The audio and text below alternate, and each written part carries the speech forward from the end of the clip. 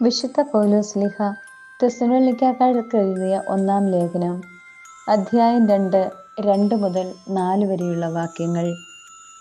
നിങ്ങൾക്കറിയാവുന്നതുപോലെ ഞങ്ങൾ വളരെ പീഡകൾ സഹിക്കുകയും ഫിലിപ്പിയിൽ വെച്ച് അപമാനിക്കപ്പെടുകയും ചെയ്തു.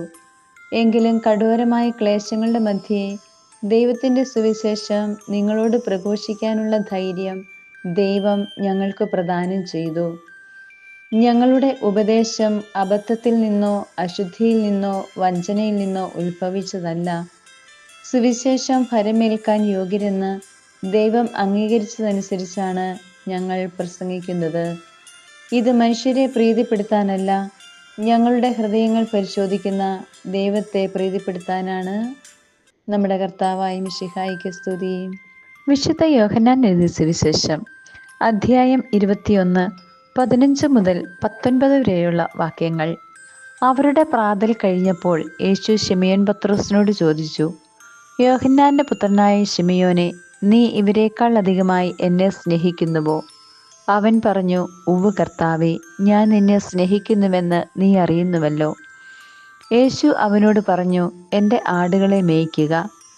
2-ാം പ്രാവശ്യവും അവൻ ചോദിച്ചു, യോഹന്നാന്റെ പുത്രനായ ശിമയോനെ, നീ എന്നെ സ്നേഹിക്കുന്നുവോ? അവൻ പറഞ്ഞു, ഉവ്വ് കർത്താവേ, ഞാൻ നിന്നെ സ്നേഹിക്കുന്നുവെന്ന് നീ അറിയുന്നുവല്ലോ. അവൻ പറഞ്ഞു, എൻ്റെ കുഞ്ഞാടുകളെ മേയ്ക്കുക. അവൻ 3-ാം പ്രാവശ്യം അവനോട് ചോദിച്ചു, യോഹന്നാന്റെ പുത്രനായ ശിമയോനെ, നീ എന്നെ സ്നേഹിക്കുന്നുവോ? തന്നോട് 3-ാം പ്രാവശ്യവും നീ എന്നെ സ്നേഹിക്കുന്നുവോ എന്ന് അവൻ ചോദിച്ചതുകൊണ്ട് പത്രോസ് ദുഃഖിതനായി.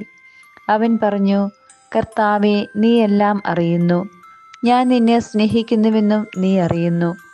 യേശു പറഞ്ഞു, എൻ്റെ കുഞ്ഞാടുകളെ മേയ്ക്കുക.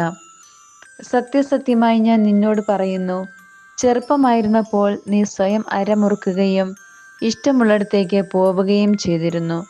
എന്നാൽ പ്രായമാകുമ്പോൾ നീ നിന്റെ കൈകൾ നീട്ടുകയും മറ്റൊരുവൻ നിന്റെ അരമുറുക്കുകയും നീ ആഗ്രഹിക്കാത്തിടത്തേക്ക് നിന്നെ കൊണ്ടുപോവുകയും ചെയ്യും. ഇത് അവൻ പറഞ്ഞത് ഏതു വിധമുള്ള മരണത്താൽ പത്രോസ് ദൈവത്തെ മഹത്വപ്പെടുത്തും എന്ന് സൂചിപ്പിക്കാനാണ്. അതിനുശേഷം യേശു അവനോട്, എന്നെ അനുഗമിക്കുക എന്ന് പറഞ്ഞു. നമ്മുടെ കർത്താവായ മിശിഹായിക്ക് സ്തുതി.